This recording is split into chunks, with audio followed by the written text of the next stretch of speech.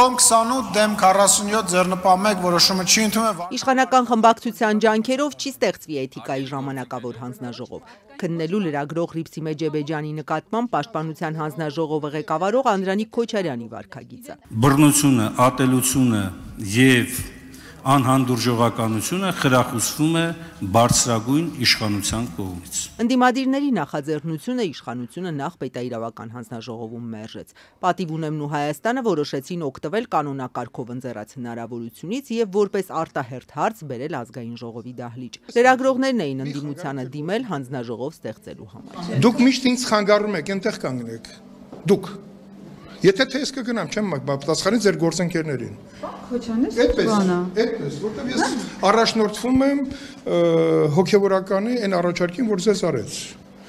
Մաքրեք ձեր շրթունքները։ Ընդդիմադիր պատիվ ունեմի падգամավոր Թագուհի Թովմասյանը հիշեցրեց, լրագրողի մասնագիտական գործունեությունը խոչընդոտելը արգելվում է օրենքով։ Անդրանիկ Քոչարյանը լրագրող Ռիփսի Մեջեբեջյանի նկատմամբ ցուցաբերել է ակնհայտ անհարգալից վերաբերմունք։ Անդրանիկ Քոչարյանը իր հարցով քննարկմանը նախընտրեց հետևել նիստերի դահլիճում բարձր տրամադրությամբ։ Տեսախցիկները ֆիքսել են նրա դեմքի ժպիտը։ Այսօրվա քննարկումը լրագրողների բողոքի ակցիայով ուղեկցվեց։ Նիստերի դահլիճի մուտքի մոտ նաև ամոթ պաստառներ կախված։ Միջադեպից 1.5 ամիս է անցել լրագրողները Քոչարյանից դեռ ներողություն էին ակնկալում։ Անդրանիկ Քոչարյանը, ինչպես նախկինում, այսօրվա ելույթում էլ ներողություն չխնդրեց։ Ես կրկնել եմ հայտնի հոգևորականի բառերը, որը շատ ավելի կոշտ է ասել, բերանդ լվա։ Ես որևէ վիրավորական բան չեմ ասել, ես ասել եմ խոսքի մաքրության մասին։ Հարցը ներկայացնող պատիվ ունեմից Թագուհի Թովմասյանը Անդրանիկ Քոչարյանի պարզաբանումը մանիպուլյացիա է որակում։ Սրբազան շարժման առաջնորդներից ընդդիմադիր Գառնիկ Դանիելյանն էլ որոշեց անդրադառնալ Անդրանիկ Քոչարյանի հայտարարությանը։ Բագրատ Սրբազանը մի քանի անգամ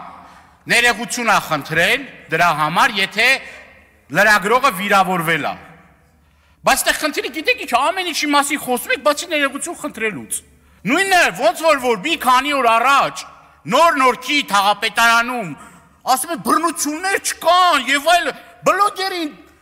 ձեր կոալիցիոն գործընկերը 10-20 հոգով դաժան ծեծի են ենթարկում, հետո այդ բլոգերը հայտնվում է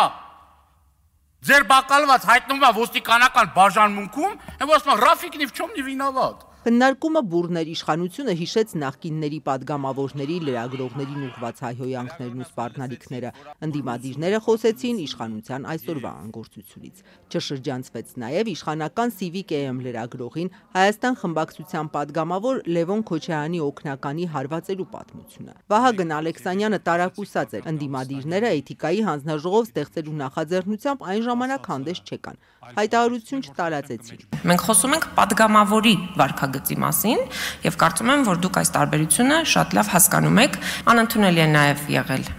Լևոն Քոչարյանի օգնականի վարքը, որի մասով ես տվել եմ իմ գնահատականը եւ շատ իմ գործընկերներ տվել են իրենց գնահատականը եւ նաեւ հատուկ ընդգծում եմ, որ ի տարբերություն մյուս բոլոր դեպքերի այդ դեպքով իրավապահները գործել են խիստ օպերատիվ։ Ճիշտ եք ասում, մենք հապաղել ենք,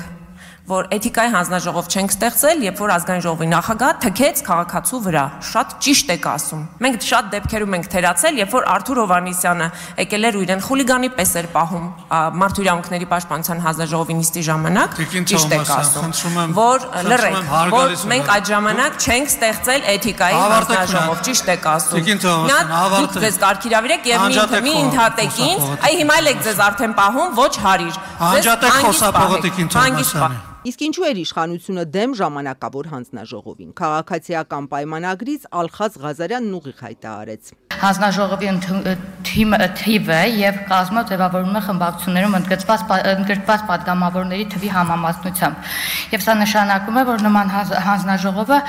պարզապես գործունակ չի լինի, քանի որ ամեն դեպքում լինելու է մեծամասնության հանձնաժողով եւ ինչպես արդեն նշել ենք, մենք հիմա էլ նախաձեռնել ենք էթիկայի մշտական հանձնաժողովի ստեղծելու գործընթաց եւ մենք այս հարցը քննարկել ենք համատեղ ձևաչափով, որպեսզի անդրադառնանք հանձնաժողովի պարիտային հիմունքներով ձևավորմանը։ Այս պահին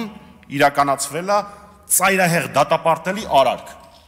Դրա հետ կապված մենք չենք արձագանքում, ասում ենք օրերից մի օր կստեղծվի մի հանձնաժողով, ուշադրություն, որը հետադարձուց չի ունենալու։ Ձեռեք հառնում։ Եվ հանրությանը ուղիղ ասեք դա, որ կապ չունի։ Եթե իշխանության падգամավոր է,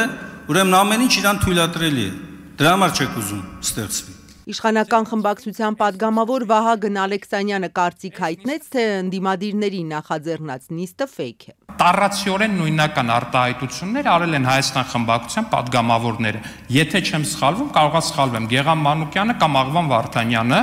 ի պատասխան Civic AM-ի լրագրողների հարցերին։ Բախի էթիկայի հանձնաժողով չեք ստեղծել։ Ընդդիմությունը այս նախագիծը բերել էր ոչ թե էթիկայի հարցերով շահագրգռված լինելու համար, այլ բերել էր, որ ԿՊ-ին վատ լինի։ Եվ իրականում էթիկան եւ դուք իրարից նույնքան հեռու եք, որքան դեռևս շարունակում են իրարից հեռու մնալ Գառնիկ Դանելյանը եւ Մոնիկա Բելուչին։ Իշխանությունը մնաց իր կարծիքին, ընդդիմությունն իր, որ քաղաքացիական պայմանագիրը հովանավորում է Անդրանիկ Քոչարյանի վարքը։